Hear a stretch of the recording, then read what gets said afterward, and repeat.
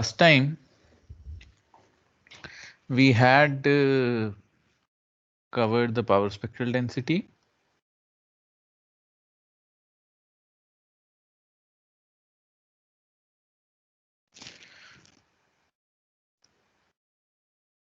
Autocorrelation.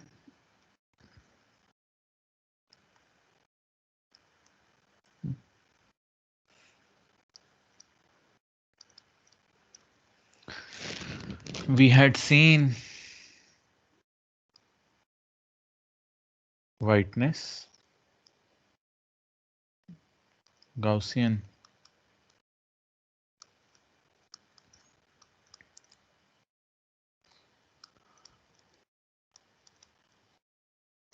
stationarity. Fine. And we had also stated a few theorems without proofs. We had stated a few theorems without proofs, and right.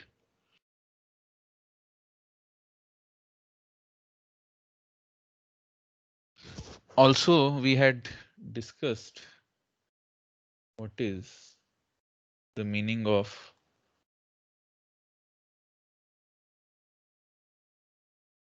additive white Gaussian noise. We had discussed what is the meaning of additive white Gaussian noise. Fine. So with this, we now come to the next topic, that is band limited. So we have seen what a white process is.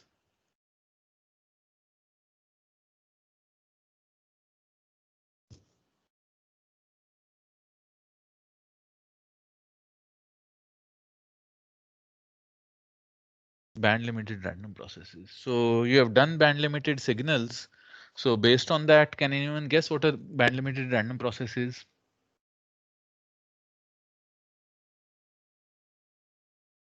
Sir, whose power spectral density lies Yeah, in? Adit.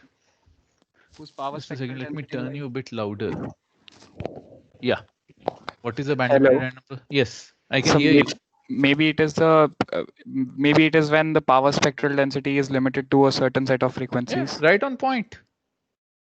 Right on point. I was hoping that someone would say that when the signal spectrum is limited to a set of frequencies, and then I would correct them that you cannot define the Fourier transform of a random signal, so it's the power spectral density. But you said it right away that band limited process is a random process whose power spectral density occupies a finite bandwidth. Fine. So, or such that f equal to 0 for all for some bandwidth W. Fine. W is called the process bandwidth. Fine.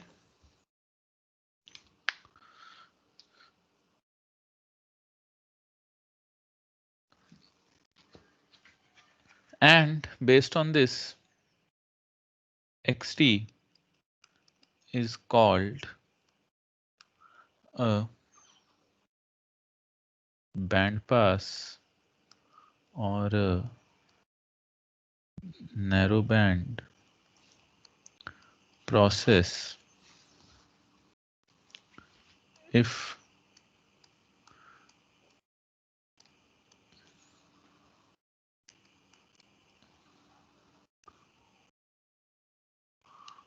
for f minus f naught for some f naught greater than equal to w with fine. So this is a definition that we had done for band limited signals. So we extend that to band limited random processes or band pass random processes. And let xt be a band pass process, then Rxx tau or be a wide sense stationary band pass process. Then Rxx tau is a deterministic function tau. Fine. Sir, Yeah. sir, what is F naught out here? Is it a carrier or Some something? frequency. Let's not. It is some frequency f naught. Let's not assign names to it till as yet. Okay. Okay, some frequency f naught. Determining function of tau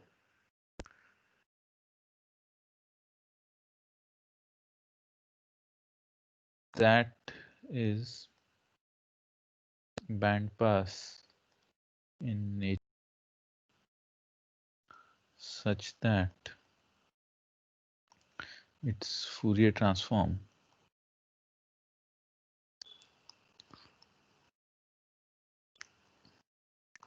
is non-zero in the neighborhood of f naught. Fine.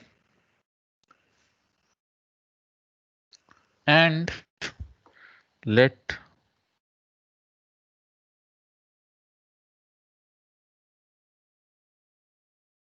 the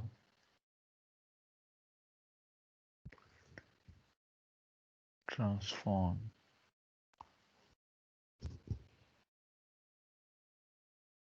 so we can take we cannot take the Fourier transform of xt, but we can take its Hilbert transform. Why? Except Adit, Bhavnik and Shubhashish.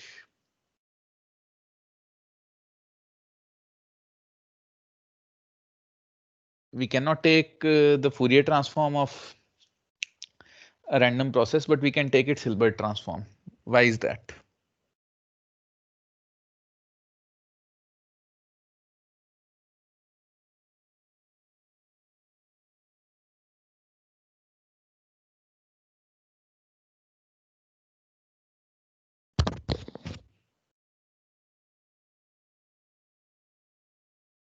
Come on.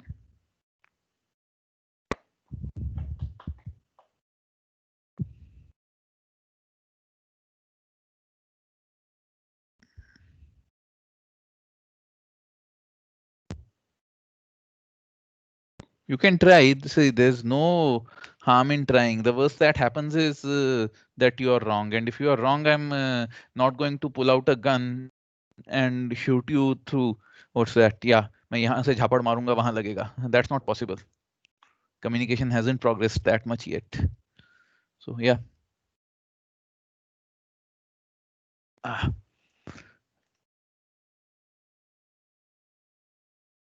What is linear?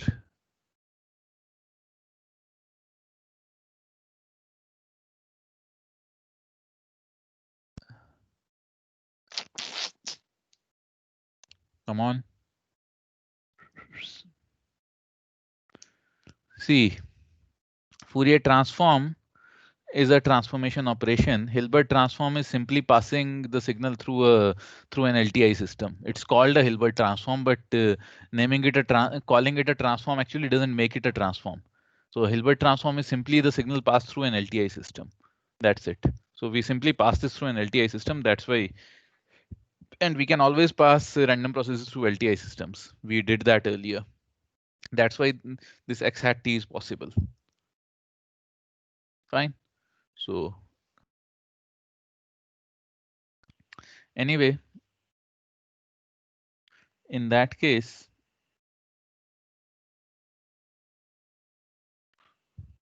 we get Rxx. So just a second, let me.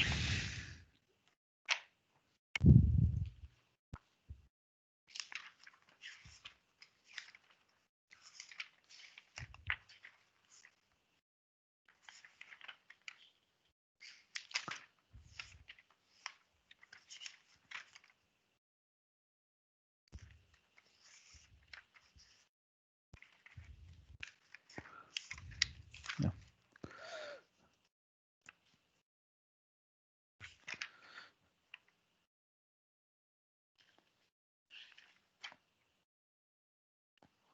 So yes, Rxx tau x hat tau equals this, and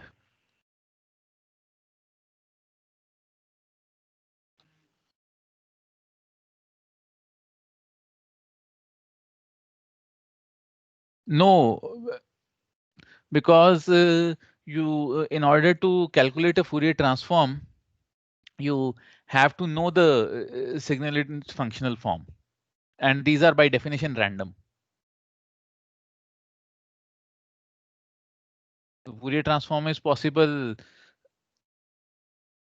and yes, moreover, these are power signals. That's another thing. Sir, Random processes are power signals. That's another. Yeah.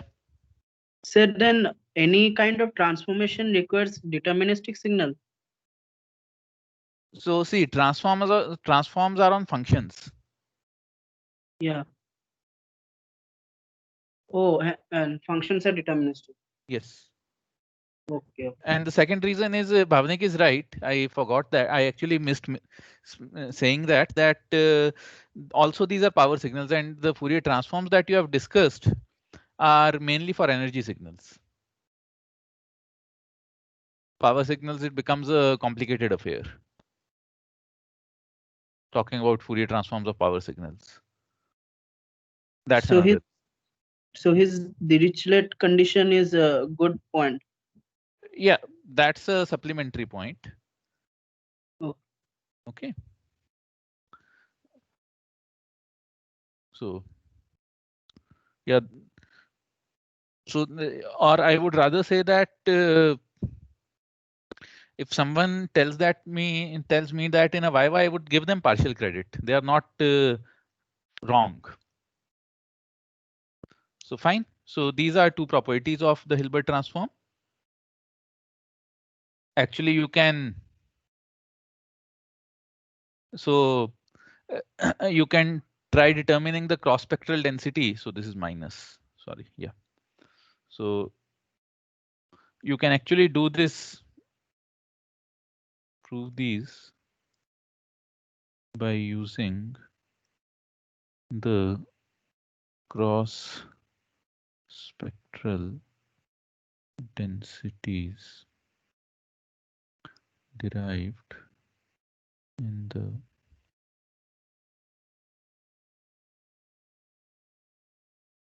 previous class. So you can actually prove this using the cross spectral densities derived in the previous class. And the next thing that so since we call this a bandpass process, we also can use similar trickery here. Just a second, who wants to say what? So basically yeah, right. Now, yes. So similar to deterministic signals, we can employ we can employ similar trickery here, and we can write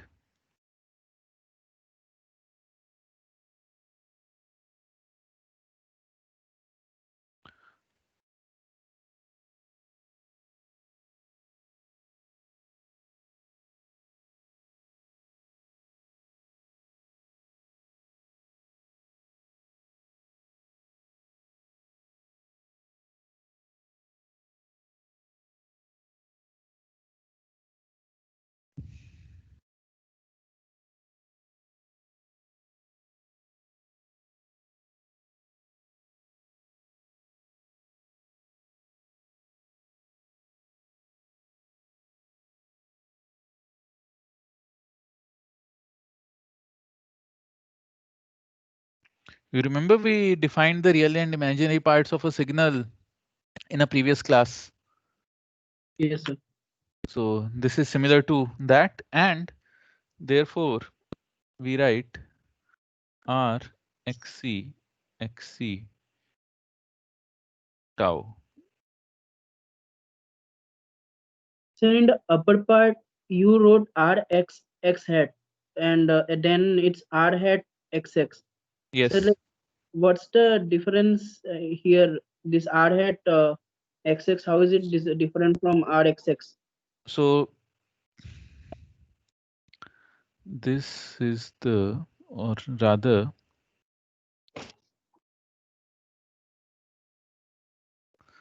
this is the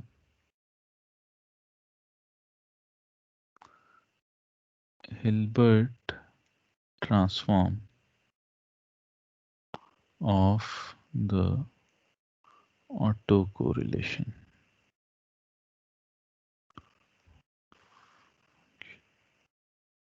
Fine. Yes, sir. This is the Hilbert transform of the autocorrelation function. You can prove these using the properties of Hilbert transform and the property or the definition of Hilbert transform and the properties of power spectral density and autocorrelation function that we have done earlier. So fine. Yes, sir. If xt is wide sense stationary, x hat t will also be wide sense stationary. Fine. If xt is wide sense stationary, x hat t will also be wide sense stationary. But because we are passing it through an LTI system and we have shown that. But since xct and xst are functions of both t and xt,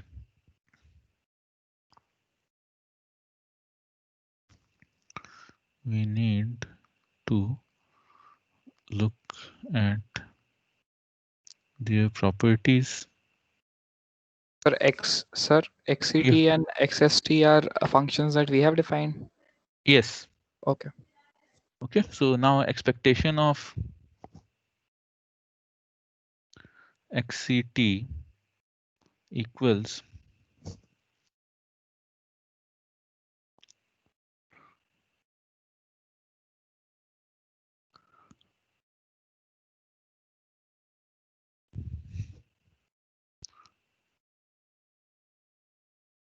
sorry. So both of these are zero mean processes. So these have to be zero mean processes, otherwise you will be in trouble. So xt is a zero mean process. Be a zero mean process. So by extension, xct and xst are also zero mean, and expected value of xct xc t plus tau equals expectation of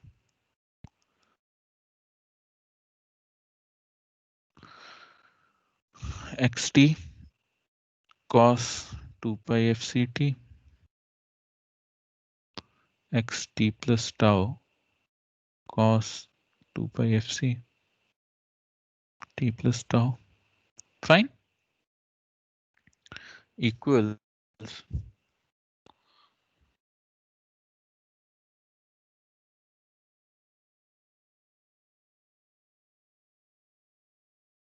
sorry xc. Oh, I made a mistake. I made a mistake. Sorry. Yeah. Equals expectation of xt cos 2 pi f naught t plus x hat t sine 2 pi f naught t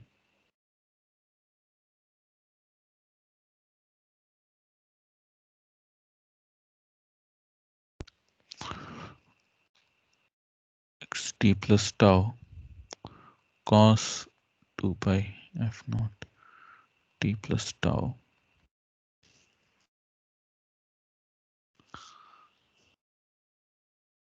plus x hat t plus tau sine 2 pi f naught.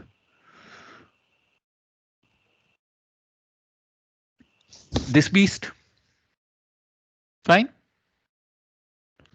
So this becomes, I start expanding the terms, expectation of xt plus tau cos 2 pi fc t cos 2 pi fc t plus tau plus xt hat t plus tau sine 2 pi fc t sine 2 pi fc t plus tau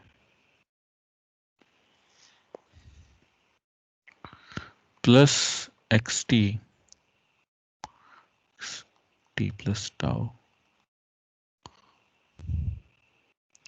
cos 2 pi fc t sine 2 pi fc t plus tau plus x hat t xt plus tau cos 2 pi fc t plus tau sine 2 pi fc t. Fine. We get this monster. So since cos 2 pi fct and sine 2 pi fct are constants,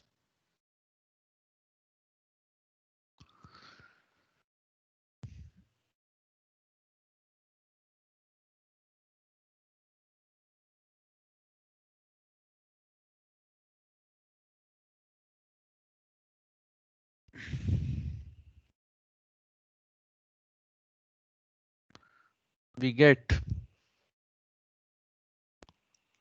this equals rxx tau cos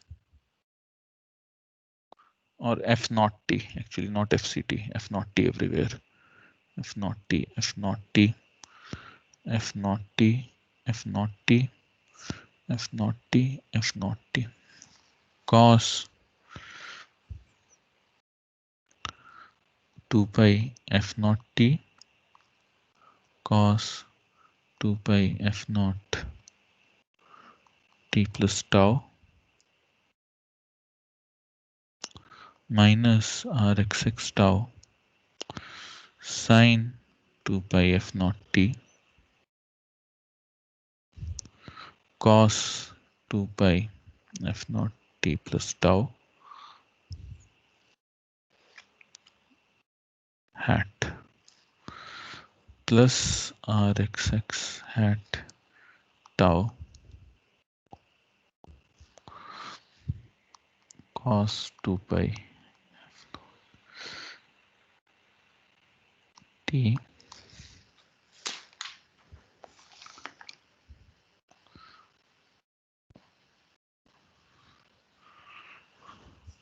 sine 2 pi f naught t plus tau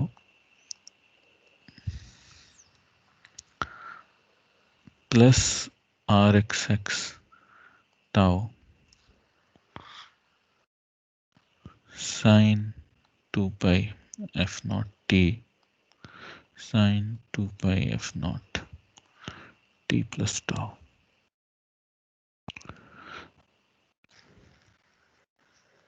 Fine.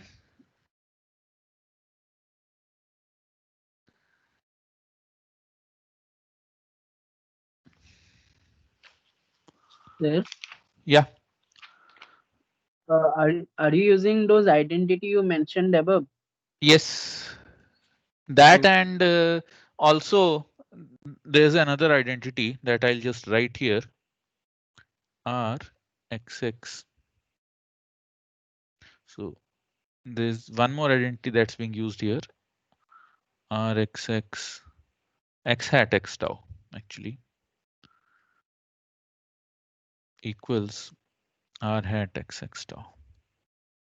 So there's a minus sign that will change places here. So that you should know. Fine. And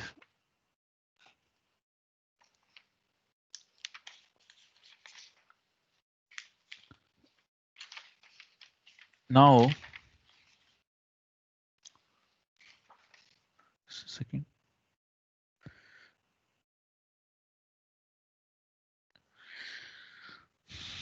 Yes. Actually, this example 4.2.20 of the textbook, this has these proofs for the Hilbert transform. So you can directly look at those. So this is basically A cos B cos or A cos theta cos phi minus B sin theta cos phi plus B sin cos theta sin phi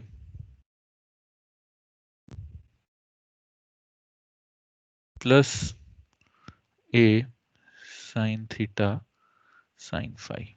So basically I can use the little tricks from trigonometry that I know and write this as, so combine the Rxx terms and combine these terms. Rxx tau cos 2 pi f naught tau plus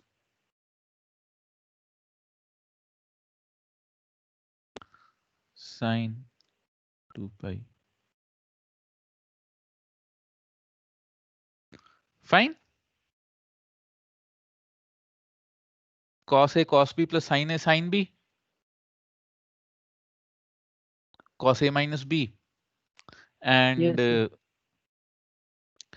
sin A sin B minus uh, sin A cos B minus cos A sin B. yes. Again A minus B. So I can write both of these as directly as functions of tau. Yes, sir. So based on Yes. that, So actually, I never remembered these trigonometric identities. I had to do everything. Still, I have to do everything in terms of that e to the power j theta. Anyway, so now I just looked these up, and these identities thankfully work. So yes. So this. So therefore,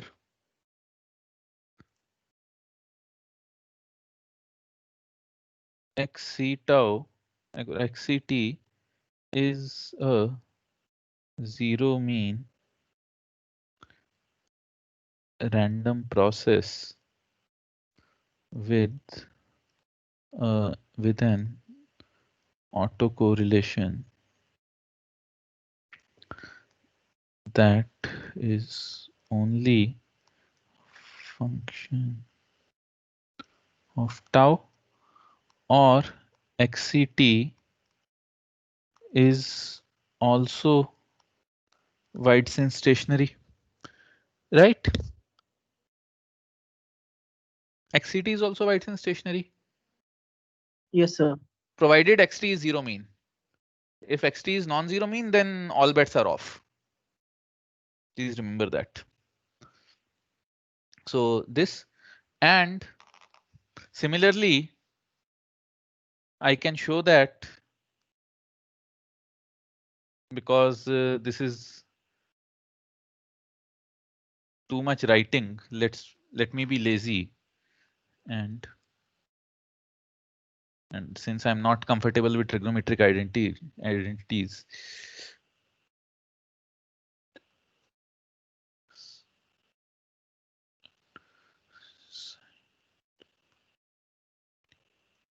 these are identical. So the autocorrelation function for xst and xct is identical, and xct xst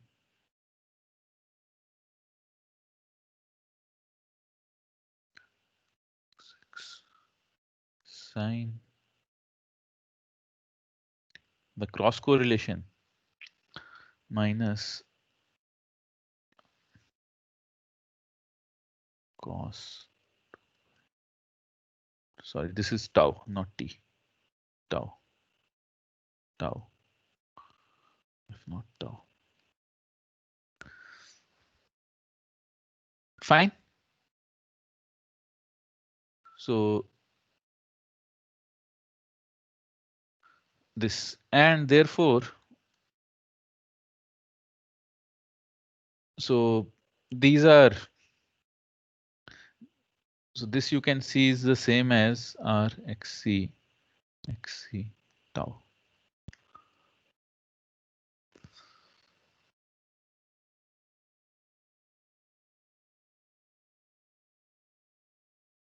Fine. A corollary is that xct and xst are low pass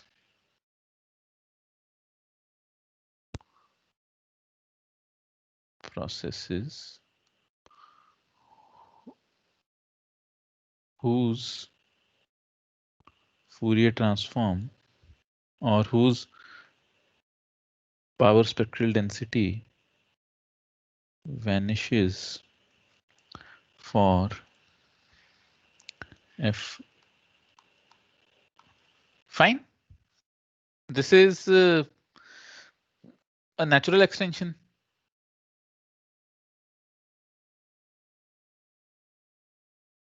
of what we have done.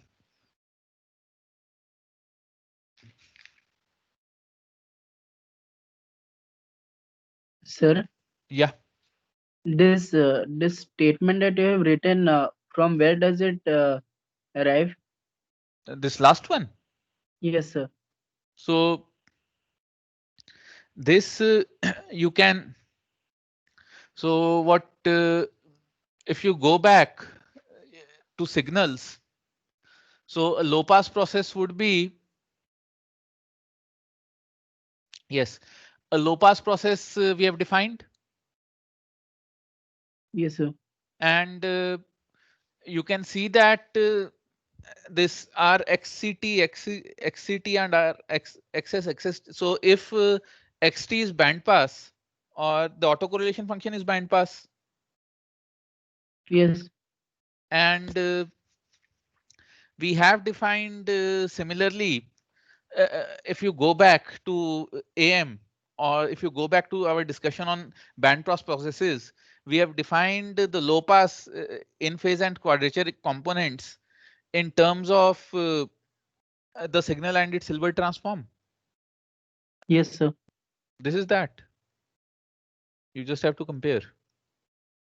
Okay, it's a pure comparison, right? Yeah, you just simply have to compare the two expressions and you'll get this. Okay. Okay, great. So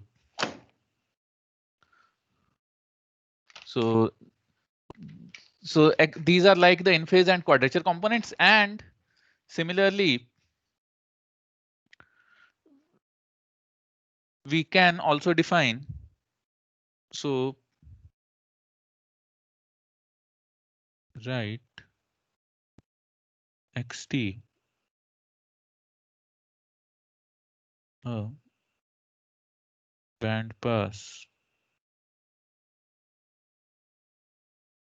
process xt as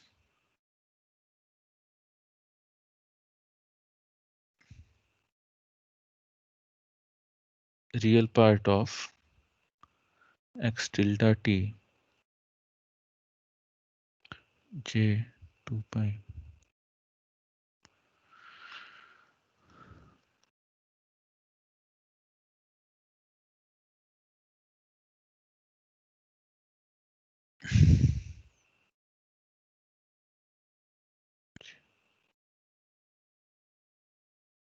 Fine.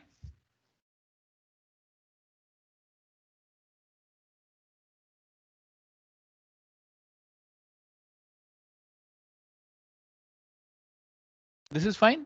We have a, so x tilde t is a complex valued random process now.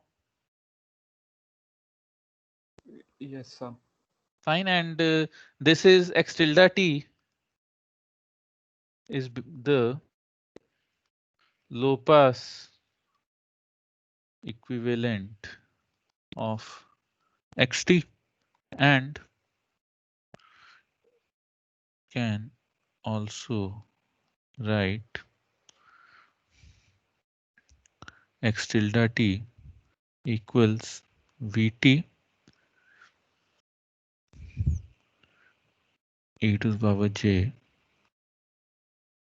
theta t, where vt equals over xc square t plus xs square t.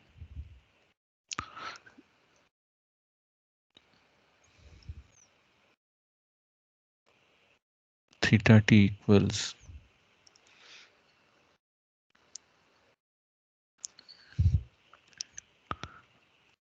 tan inverse xst by ct.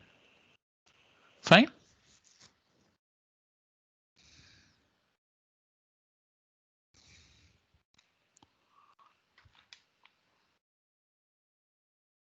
And based on the properties of the autocorrelation and properties of Fourier transform, it is also easy to show that. So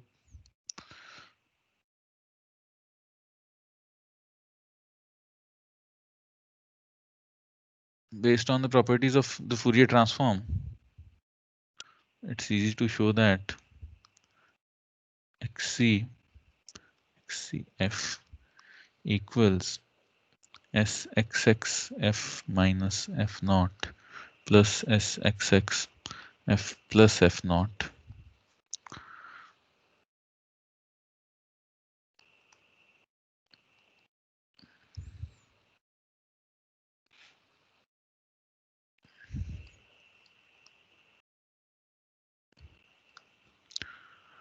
Fine.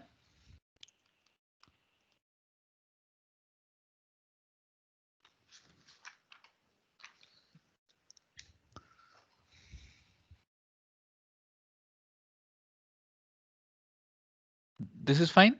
This is again from the properties of bandpass processes.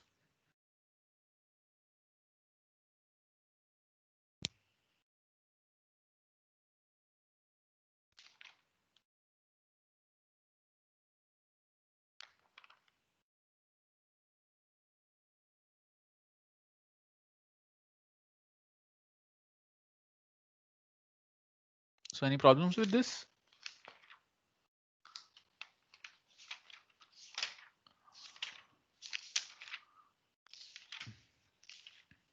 No, sir, it's fine. Yeah, this is yeah, this is fine. Great. So now we come to yes.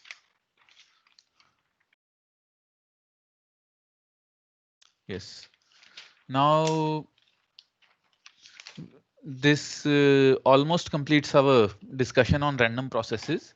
So we'll now deal with one special part or one special random process that is known as noise.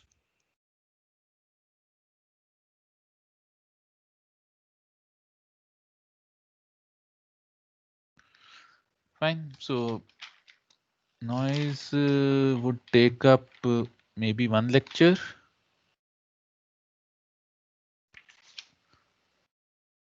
So I'll just define noise and then discuss the next quiz, etc. So a noise is an unwanted waveform that or unwanted noise. So noise is an unwanted waveform that disturbs the communication process. So the sources of noise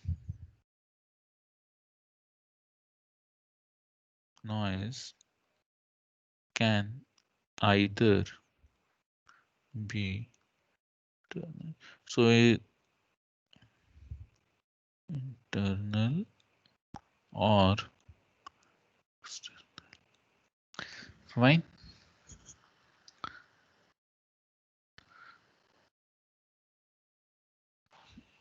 So the sources of internal noise include the spontaneous fluctuations in current or voltage in electrical circuits or the thermal emission of electrons, photo emission of electrons. You know that electrons in semiconductors, electrons can cross over due to there is some leakage current due to thermal effects. There is some leakage current due to uh, light falling on the devices. You have done that in semiconductor physics, right? And that is random. You Yes, have no sir. control over it. So that's why it is called leakage current. So leakage current and all contribute to noise because we are measuring things in millivolts or we have currents in milliamperes. So what happens is that even those fluctuations become significant to us. So those are the sources of internal noise. External noise is due to other people transmitting, atmospheric disturbances, solar disturbances. You must have heard of solar storms. And Yes, sir. solar storms affect the electromagnetic signals generated due to solar storms affect communications on Earth. You might have Yes. heard that, right? Yes, sir. So that is one form of noise.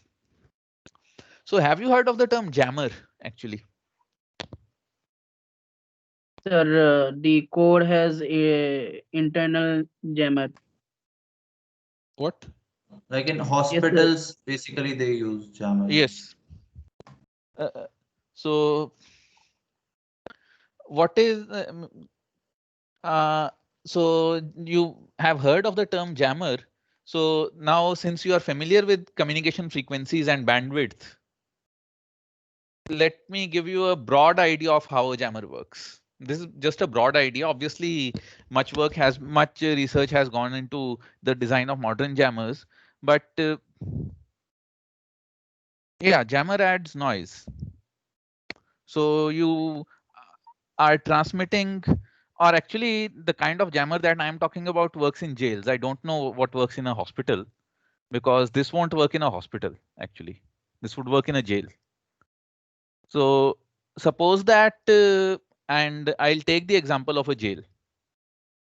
Suppose that you don't want prisoners in a jail talking to people outside. Fine. And those people outside, it's not a wireless communication. It's not a electrical communication channel. It's a regular communication channel. You don't want the prisoners talking to people outside, and you cannot actually control prisoners going to the wall and whispering. So what would you do? So the prisoner can whisper through the wall. What would you cannot shoot the prisoners, obviously.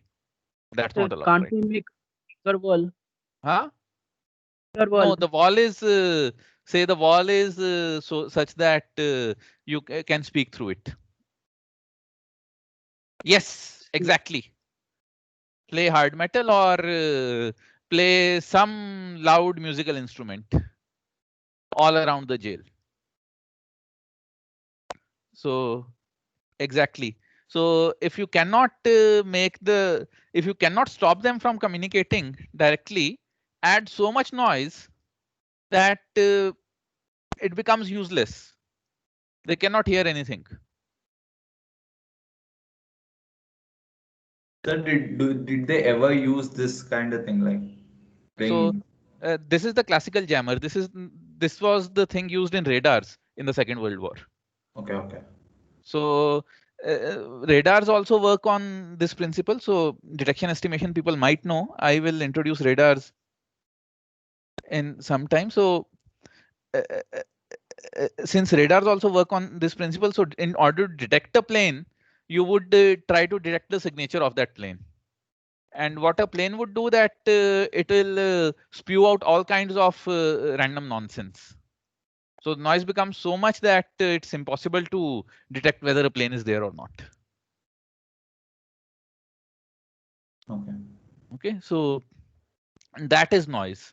So we'll mainly talk about two types of noise. One, short noise. Two, thermal noise. Fine. So this we will do tomorrow, and possibly a bit of it we'll do day after. So now the second thing. So for the next quiz, so let's call that quiz 4. That's on 2nd November. Right? So yes, one thing is that this time what I'll do, since I in preparing multiple sets, I might, as we saw earlier, while creating some options, I may mistype something or may misinterpret something while writing. We found 2 errors yesterday. So because of which I'll have to recheck the quiz.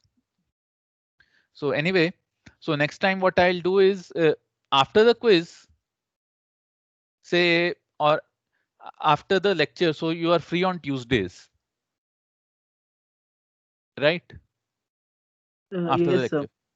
So After this, yeah, after this lecture, after regular lecture on next Tuesday, what we'll do is we'll discuss the quiz question paper. So you can take that as I've given you Saturday tutorials off. So only it's obviously not everyone is attendance is never compulsory. I'll record those. So I'll discuss the quiz question paper after the regular class on next Tuesday. And I'll give you another 24 hours to give your feedback on the question paper. And after that, I'll mark the quiz. Fine. Yes, sir. Okay, sir. So that way we'll avoid any misconceptions, or we'll clarify everything. Sir, the format is, I mean, did you come across any other So- evaluation method? What I'm doing this time is instead of large questions, I'm focusing more on small questions. Okay, so there'll be more there'll be simpler questions rather than harder ones, but there'll be more simple questions. So instead of hitting you with big rocks, I'm seeing what happens if I hit you with pebbles of the same weight. Okay, sir. Okay, Okay, sir. and we'll discuss. So we'll discuss it next time. So what happens is you take the quiz, wait one day after the class, we will discuss what went into the quiz, and then we'll finalize. So I also want to schedule the so tiny bullets don't so uh, if I hit you with 100 pebbles, that may injure you, but that won't kill you. If I hit you with a single rock, that can kill you. That's the problem. So with a rock, it's either hit or miss. Either you will be dead or you won't be hurt. You cannot sidestep 100 pebbles, but on an average, you will be a lot less injured. Or the worst case outcome, the average outcome might be the same, but the worst case outcome won't be as bad.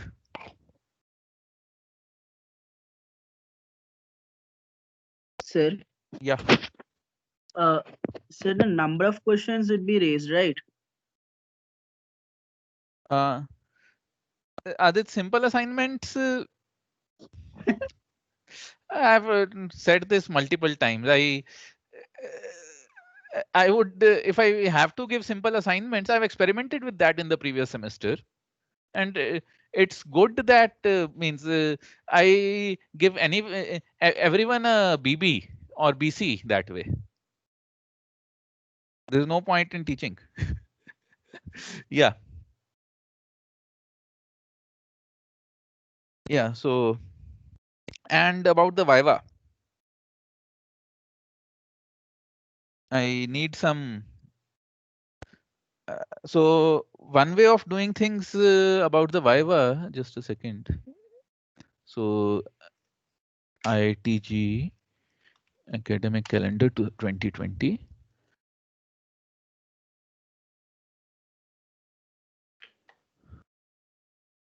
So you can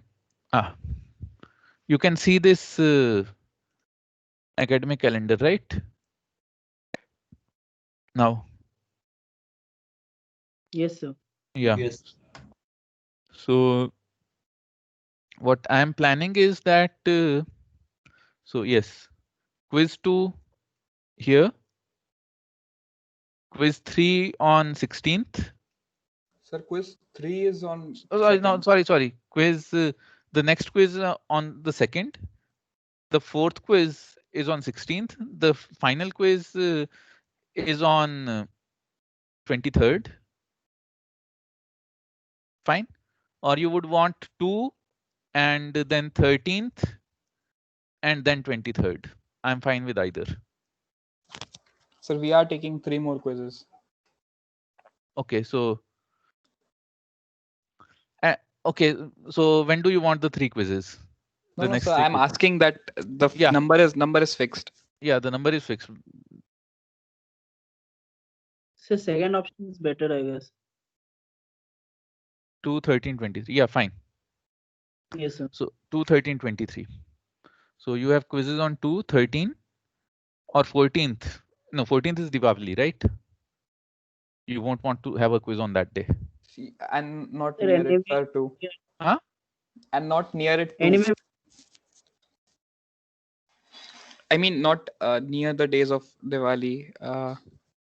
So Deepavali is 14th. Yeah, this time we have a tight semester. Next time we'll be more relaxed. So Deepavali is 14th. So 16th and 13th are both bad days that way. Sir, 2, 9 and 23. 2, 9 and 23. Okay, fine. 2, 9 and 23 then. So yes, 2, 9 and 23 and this. Yeah, so there has to be one quiz with barely some difference. Yeah, it doesn't matter. It can be a 20-minute quiz.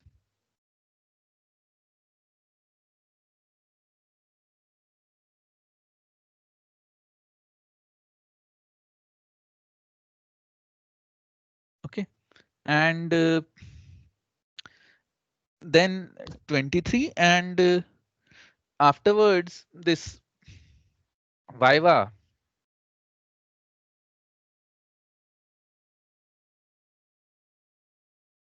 So see, no, 9 will be 4 lectures. Actually, we can make it 5 lectures.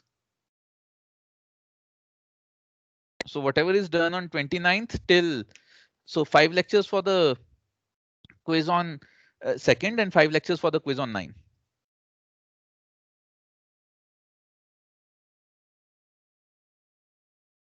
So yes, now for the Viva, what I'm planning is that I give you all of you 15-minute slots, and we continue from 23rd till 28th, 9 a.m. to 5 p.m., 5:30 p.m. or 9 a.m. to 6 p.m.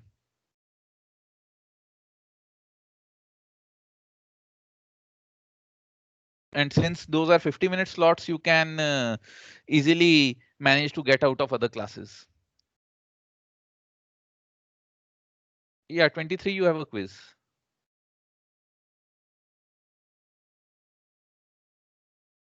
Yes, 3 more quizzes. 23rd you have a quiz. So I'll stop on 23rd. I'll stop at 4 p.m. So everyone gets at least 1 hour to revise. But the final Viva will start on 23rd. That's okay.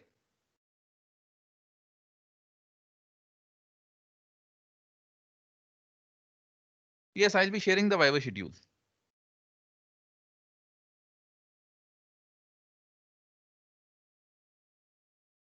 So what I'll be doing is I'll be giving you time slots. Say I'll arrange you, and suppose we start at 9 a.m. So 9 can be 9:10, but 9 a.m. to 12:30 p.m. one batch. And so 9 a.m. to 12:30 p.m. is how much? 1, 2. So 9 a.m. to 12:30 p.m. is 3.5 hours. So 3.5 hours divided by, so 3.5 hours means 4, 12, 14. 14. So batch of 14 people in the first slot. And then I'll take a break, say 12:30 to 2. I'll take a break. And on the first day, I'll take a break from 12:30 to 1. Basically, I'll have some food, and then we'll start at 1:30. We'll start at, I'll give you a time, 2 or 1:30 or 2. We'll start at 2, go until 6. So 2 to 6 is 4 hours. 4 hours means 16 slots. So 30 people each day, 5 days. Just to be on the safe side, we'll make it 6 days. Monday to Saturday. Fine. And sir, it will be from 23 to 28, right? Yes.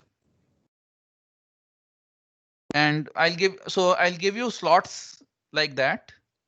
and then I'll inform you that out of the next slot, these many people are left. And if it gets over early, that all the people from that the next slot will be Viva. I'll take the Viva in the next slot. Fine. So there's this feature called lobby. You can actually do something else. Wait in the lobby. You can just check whether your turn is whether you are being called or not. Fine. So you'll have to wait some 15 to 20 minutes in the lobby. And you'll be called in the order in the Excel sheet. I'll keep on updating the Excel sheet directly with your marks. So you'll know when when your turn is about to come. Fine. Sure, sir. Excellent. Sir, Yeah. about the quiz normalization, can't we normalize it from 0 to 10? No, what I am thinking, what I was thinking, I didn't do it right now. Let's normalize it from or let's normalize it as a fraction of the total. Okay. Or the max, instead of normalizing it as a fraction of the maximum, let me pick a number for which the maximum people benefit. Say the highest is 18, but I see that otherwise there are a lot of people behind 15, suppose. That's what has happened in the previous quiz, right? The maximum is 18, but the continuity starts only at 15. In the previous iteration, I don't know how this iteration will look like. So let me normalize with respect to 15. So the guy who has done the best actually gets bonus that can be used for other quizzes. And for this quiz, I'll bottom you out at -1. So anyone who got lower than -1 gets -1. Sir, but Okay, 0. I'll cap it out, or okay, you want me to add a bias as well? I'm just saying to add a bias, sir. Just take the mean and just add the mean as the bias, and then so the distribute or just normalize it between 0 and 10. Yeah, leave it. Sorry. I was saying that just take the I mean just normalize the score between 0 to 10. Let's not cap it at 10 because that will be a problem. Oh, okay. Okay. Because that will be a problem of a lot more people, for a lot more people. So allow a bonus of 1 or 2 marks. Yeah, that's not an issue. Yeah. So that way, the highest guy gets the still gets the reward for being the highest, while the majority is not penalized. Okay. Okay, sir. So just next time on this time and next time I'll just post your absolute scores. Trust me on normalization. It won't harm you. Okay, sir. Okay? Yes, sir. Because there are multiple ways of normalizing. One problem is that. And for every person, and there is no way of normalization that is universally beneficial. Every way would have some compromises. I just have to figure out the way which has the minimum number of compromises. Right? Yes, sir. Yeah. So let's. So we get the problem. We get the problem, sir. Yeah. So I'll have to, and that's why I'm taking so much time in normalization, because, and I'll have to have a consistent rule throughout all the quizzes. Someone might say that, okay, I score, because then someone might come and say that would be a genuine concern. Hey, you actually nerfed this quiz out too much, and I had a good score in this quiz and a bad score in this quiz, where you penalized for getting a good score in one quiz. So that shouldn't happen as well. So normalization is a tricky thing. Maybe I'll normalize the sum of all marks. I'll see. Yes, sir. Yeah, I don't know. Let's see how it goes. So I'll just this time onwards, or quiz 3 onwards actually, because I have to reevaluate that. So I'll just post the normalized score. You mean the absolute score? Oh, sorry, the absolute score. I'm sorry. I'll just post the absolute score.